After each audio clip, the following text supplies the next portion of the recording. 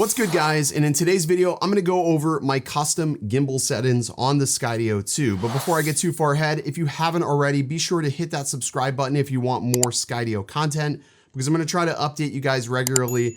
Basically any tricks or tips that I find with this drone, along with software updates and app changes. But let's go ahead and dive into the Skydio settings so I can show you exactly how I've done this. Click on the gear icon top left-hand corner and click over to controller. By the way, this is only going to work if you have a controller for your custom settings. So I have my gimbal sensitivity set over to custom, and there's basically 4 tabs in here in which it works in percentages. I have my roll set to 20%, pitch set to 69%, yaw set to 21%, and my throttle set to 76%. Now the throttle is one of those things you can really sort of tune to your own liking. I've got it set to 76%. That way I don't have to constantly keep clicking the boost button, and it just allows me to get to my locations faster. Also with this drone, I find myself flying more or less full speed at things than I normally would with, let's say, my Mavic.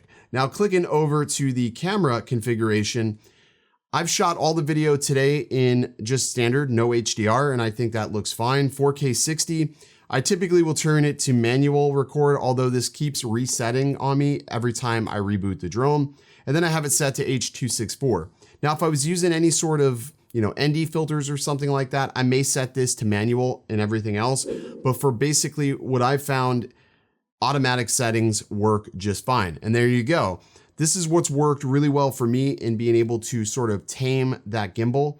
The gimbal on the Skydio just seems a little bit robotic at times, and I wanted to get it to be a little bit smoother, somewhat cinematic, but it's just really hard. Another thing to note that with these settings, no matter what, if you get too close to an object, this drone is still going to give you those jerky robotic movements, because as it avoids obstacles, it does it in sort of a robotic manner. So with that being said, I would just advise that you fly this like any other drone.